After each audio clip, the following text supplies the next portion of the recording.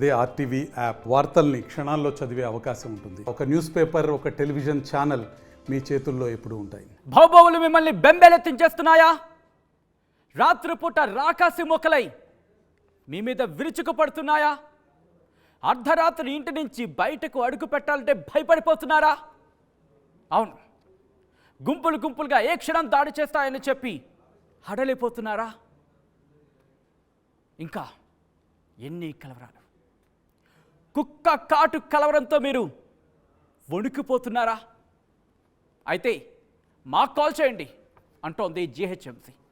అవును, ఈ మధ్య జీహెచ్ఎంసీ పరిధిలో ఇలా కుక్కను చూస్తే నిజంగా నా వెనకాల కుక్క వచ్చిందాం అనుకున్నా. నిజంగా ఆ బొమ్మ చూస్తేనే భయపడిపోతున్న పరిస్థితి.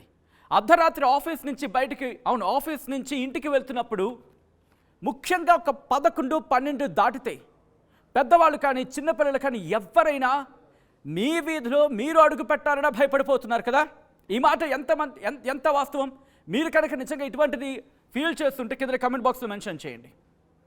ఎందుకంటే నిన్న కాక మొన్న నేను ఆఫీస్ నుంచి కాస్త 11 ప్రాంతాల్లో వెళ్తున్నప్పుడు ఒక బైక్ని బుక్ చేసుకుని వెళ్తున్నప్పుడు ఆయనతో మాట్లాడే ప్రయత్నం చేశా.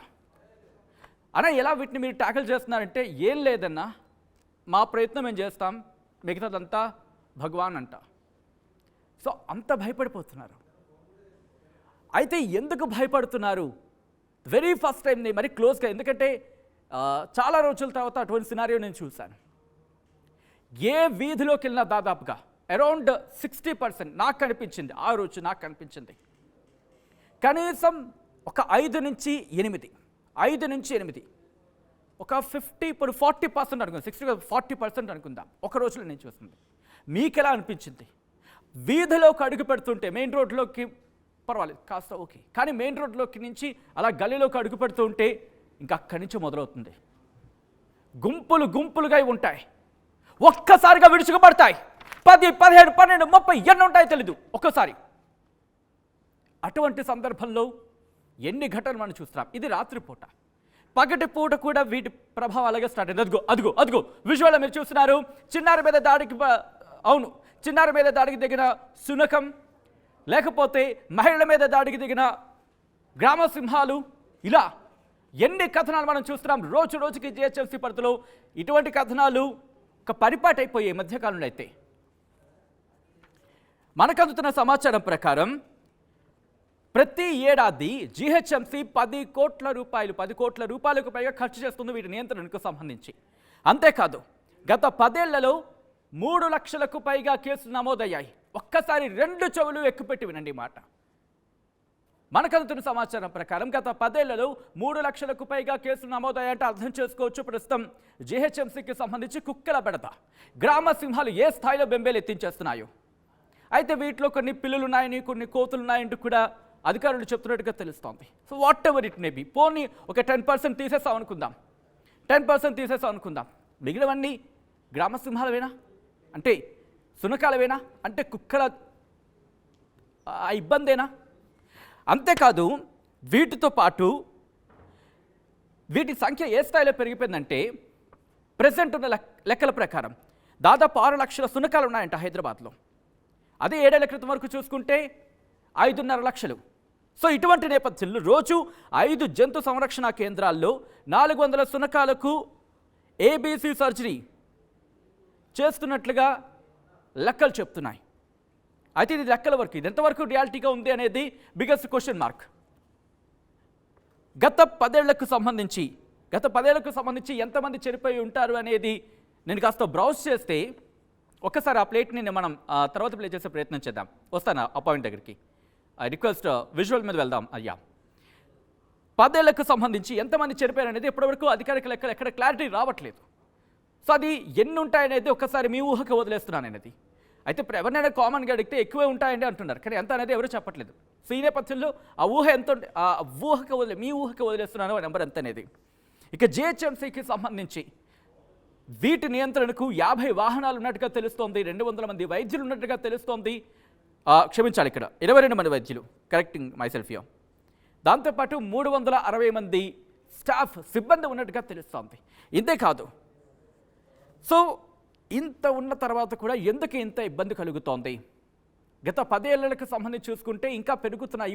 ముఖ్యంగా ఈ సీజన్లో కాస్త ఎక్కువ కనిపిస్తున్నాయి. ఈ ఏడాది ఇంకొంచెం ఎక్కువ కనిపిస్తున్నాయి అనే మాట వినిపిస్తుంది ప్రజల నుంచి. వాళ్ళే స్వయంగా చెప్తున్నారు ఇక ఈ ఏడాది కాస్త ఎక్కువ కనిపిస్తున్నాయి అనేది. సో వీటితో పాటు గత ఏడాది మనకు అందుతున్న సమాచారం ప్రకారం ఒక తెలంగాణలోని 1,00,000 కేసులు నమోదయ్యాయట కుక్కకాట్లకు సంబంధించి, ఫిర్యాదులకు సంబంధించి. అంటే అర్థం చేసుకోవచ్చు వీటి ప్రభావం ఏ స్థాయిలో ఉంది అనేది. జీహెచ్ఎంసీకి సంబంధించి దాదాపు 90,000కు పైగా ఉన్నాయనేది మరికొన్ని వార్తా కథనాలు కావచ్చు, అవి చెప్తున్న పరిస్థితి, ఆ లెక్కలు చెప్తున్న పరిస్థితి. ఇలా ఇక కేంద్రం లెక్కలకు వస్తే ఇంకా అది మరో హైలైట్ అని చెప్పుకోవాలి. ఇక్కడ ఎందుకు హైలైట్ అంటున్నాను, ఒక్కసారి ఆ పదం మీరు రిజిస్టర్ చేసుకునే ప్రయత్నం చేయండి. 2023 ఒక్క ఏడాదిలోని 27 లక్షల కుక్కకాటు కేసులు నమోదయ్యాయంటే దేశంలో వాటి ప్రభావం ఏ విధంగా ఉందో అర్థం చేసుకోవచ్చు. అలాంటిది 2030 కల్లా మనం రేబిస్ని నిర్మూలిద్దాం, కంట్రోల్ చేద్దాం అనుకుంటున్న పరిస్థితుల్లో సాధ్యమేనా? మన పిల్లల ప్రాణాలని కాపాడుకోలేకపోతున్నామా? గ్రామ సింహాల దెబ్బకి చిన్నారుల జీవితమా ఇబ్బంది అవుతోంది? దాంతోపాటు కుక్కకాటుకి సోకే రేబిస్ వల్ల ప్రపంచంలో ఏడాదికి 59,000 మరణాలు నమోదవుతున్నాయనేది గణాంకాలు చెప్తున్నాయి. అయితే ఇక్కడ మన దేశంలో ఇంట్రెస్టింగ్గా గోవాకి సంబంధించి ఇక్కడ నేను ఎందుకు స్టార్ట్ చేశానంటే, జిహెచ్ఎంసీ ఒక ఇనిషియేషన్ తీసుకుంది, ఒక నెంబర్ ఇచ్చింది. ఆ నెంబర్ సంగతి మీ దగ్గరలో వచ్చే ప్రయత్నం చేస్తున్నాను, ఎందుకంటే ఆఖరిని చెప్పాలనుకుంటున్నాను. మీకు ఆ విషయం చెప్పేస్తే కనుక మీరు వెంటనే వెళ్ళిపోతారు, ఆ విషయం నాకు తెలుసు. కానీ విషయం మీకు తెలియాలి. మన దేశంలోని మన పక్క కొంచెం దూరంలో ఉన్న రాష్ట్రంలో గత 3 ఏళ్లలో ఒక్కటి కూడా కుక్కకాటు కేసు నమోదు అవ్వలేదని వార్తలు చెప్తున్నాయి. ఎక్కడ అంటే గోవాలో. మరి గోవాలో ఉన్నదేంటి, మన దగ్గర లేనిదేంటి? గోవా ఎందుకు సక్సెస్ అయింది, మనం ఎందుకు సక్సెస్ కాలేకపోతున్నాం? At the same time Ahmedabad, Bengaluru కూడా వీటి నియంత్రణలో పట్టు సాధించాయనే మాట వినిపిస్తోంది. గోవాకి సంబంధించి అయితే గత 3 ఏళ్లలో కుక్కకాటు కేసు నమోదు కాలేదనేది మరికొన్ని వార్తా కథనాలు చెప్తున్న పరిస్థితి. మరి గోవాలో ఎందుకు అటువంటి సినారియో ఉంది, అక్కడ ఎందుకు అటువంటి ప్రత్యేక పరిస్థితులు అక్కడ ఉన్నవేంటి, మన దగ్గర లేనిదేంటి? అక్కడ ఎందుకు ప్రత్యేక దృష్టి సారించారు, అక్కడ ఎందుకు కంట్రోల్ చేయగలిగారు, అక్కడ ఎందుకు కంట్రోల్లోకి వచ్చింది, మన దగ్గర ఎక్కడ ఫెయిల్యూర్ అవుతున్నాం? ఎవరి భాగస్వామ్యం కావాలి, ప్రజలదా లేకపోతే అధికారులదా లేకపోతే పీపీపీ ఈ పద్ధతి ఏమైనా కావాలా? ప్రజల భాగస్వామ్యం అధికారుల భాగస్వామ్యం రెండు కావాలా? సో ఇవన్నీ ఆలోచించుకోవాల్సిన పరిస్థితి అధికారులకు ఉంది, అలాగే ప్రజలకు ఉంది. ఎందుకంటే ప్రజల గురించి అంటున్నాను. ఇక్కడ వాటికి వేసే ఫుడ్, హోటల్స్ దగ్గర కావచ్చు, ఏవైనా కాస్త వాటిని కంట్రోల్లో జాగ్రత్తగా ఉండాల్సిన పరిస్థితి ఉందని చెప్పుకోవాలి. ఇక్కడ నేను టు ద పాయింట్కి వస్తున్నాను. ఇప్పుడు మీకు జీహెచ్ఎంసీలో ఉన్న మీకు బౌబౌల బెంబేలు, అవును బౌబౌలు బెంబేలు ఎత్తి చేస్తూ ఉంటే కనుక ఒక్క ఫోన్ కాల్ కొట్టడం చాలంటుంది జీహెచ్ఎంసీ. ఇదిగోండి అదే ఆ నెంబరే. ఒక్కసారి ఆన్ స్క్రీన్ చూపించే ప్రయత్నం చేస్తున్నాం మీకు. మీ ఏరియాలో కుక్క బెడద ఉందా అంటూ ప్రశ్నను సంధించింది జీహెచ్ఎంసీ. టోల్ ఫ్రీ నెంబర్లు ఇచ్చింది. ఈ నెంబర్లకు కాల్ చేయండి, కాల్ చేసి ఫిర్యాదు చేయండి. మా డాగ్ క్యాచింగ్ టీం నేరుగా వచ్చి మీ వీధి శునకాలను స్టెరిలైజేషన్కి తీసుకువెళ్తాయంటూ కూడా చెప్తున్న సందర్భం. గ్రేటర్ హైదరాబాద్ మున్సిపల్ కార్పొరేషన్ ఒకే ఒక్క ఫోన్ కాల్తో సమస్యకు పరిష్కారం అంటోంది. సో ఇది ఎంతవరకు వెళుతుందనేది చూద్దాం, ముందు చూద్దాం. కానీ ఒక ఇనిషియేషన్ అయితే తీసుకునే ప్రయత్నం చేసింది జీహెచ్ఎంసీ. ఈ నేపథ్యంలో ఆ నెంబర్ని ఒక్కసారి నేను మీకు చూపిస్తున్నాను. 04022111111. ఒక్కసారి ఆ నెంబర్ని నేను రిపీట్ చేసే ప్రయత్నం చేస్తాను, ఒకసారి పాజ్ చేసే ప్రయత్నం చేస్తాను ఇక్కడ నేను. ఎస్, మీరు చూస్తే ఇదిగో 04021111111 అంటే 04021111111. దాంతోపాటు 04023225397. ఇంకోసారి నేను రిపీట్ చేస్తున్నాను. ఈ నెంబర్ని నోట్ చేసుకోండి. ఏదో వినేయడం పక్కన పెట్టేసుకునే ప్రయత్నం చేయకండి. నెంబర్ నోట్ చేసుకోండి.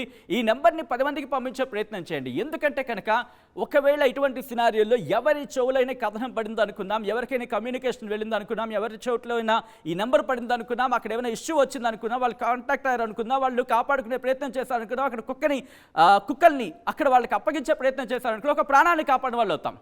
కాబట్టి ఇన్ని ఉంటాయి. కాబట్టి ఒక్కసారి ఈ నెంబర్ని నోట్ చేసుకునే ప్రయత్నం చేయండి. ఒక్కసారి కుదిరితే ఆ డిస్క్రిప్షన్లో కూడా ఈ నెంబర్ని నేను మీకు ఉంచే ప్రయత్నం చేస్తాను. డిస్క్రిప్షన్లో కూడా ఈ నెంబర్ని ఈ నెంబర్ ఉంచే ప్రయత్నం చేస్తుంది ఆర్టీ. ఒక్కసారి నెంబర్ మీరు చూడొచ్చు 04023225397. ఇంకొకసారి నేను రిపీట్ చేస్తున్నాను 04023225397. ఈ నెంబర్కి కాల్ చేసి వాళ్ళకి ఫిర్యాదు చేస్తే కనుక వాళ్ళే చెబుతున్నమాట. కాల్ చేసి ఫిర్యాదు చేయండి. మా డాగ్ క్యాచింగ్ టీం నేరుగా వచ్చి వీధి శునకాలను స్టెరిలైజేషన్కి తీసుకువెళ్తాయంటూ కూడా వాళ్ళు చెప్తున్న పరిస్థితి. సో ఈ నేపథ్యంలో ఏ మేరకు సక్సెస్ అవుతుంది అనేది వేచి చూడాల్సిందే. ఏ మేరకు ఫిర్యాదులని స్వీకరిస్తుంది, ఏ మేరకు కంప్లైంట్లు వస్తాయి, వచ్చిన కంప్లైంట్లను ఏ మేరకు సాల్వ్ చేయగలరు, బిగ్గెస్ట్ క్వశ్చన్ మార్క్. సో చూద్దాం ఈ ఏడాది కుక్కల బెడదకు సంబంధించి ఏ స్థాయిలో కంట్రోల్లో తీసుకొస్తుంది జిహెచ్ఎంసీ. వీటి పరిష్కారానికి సంబంధించి జిహెచ్ఎంసీతో పాటు ఇటు తెలంగాణకు సంబంధించి కూడా తెలంగాణ వ్యాప్తంగా కూడా ఈ కుక్కల బెడదను నివారించేందుకు అధికార యంత్రాంగం ఏ మేరకు ప్రయత్నిస్తుంది అనేది మనం వేచి చూడాల్సిందే. సో మొత్తంగా అయితే మాత్రం ఇటు తెలంగాణకి సంబంధించి ఏం చేయబోతుంది, మరి ముఖ్యంగా జిహెచ్ఎంసీకి సంబంధించి, ఎందుకంటే జిహెచ్ఎంసీ పరిధిలో ఎక్కువగా ఈ కేసులు రిజిస్టర్ అవుతున్నాయనే మాట వినిపిస్తుంది. ముఖ్యంగా ఫిర్యాదులకు సంబంధించి ఎక్కువ వస్తున్నాయనే మాట వినిపిస్తున్న తరుణంలో జిహెచ్ఎంసీ తీసుకునే ఇనిషియేషన్ ఏ మేరకు ఫలితాన్ని ఇస్తుందో వేచి చూద్దాం. మీకేమనిపిస్తోంది కింద కామెంట్ బాక్స్లో మెన్షన్ చేయండి. మరిన్ని వీడియోస్ కోసం ఛానల్ని సబ్స్క్రైబ్ చేయండి. లేటెస్ట్ అప్డేట్స్ కోసం వాట్సాప్ ఛానల్ని ఫాలో చేయండి. అండ్ లింక్ డిస్క్రిప్షన్లో ఉంది.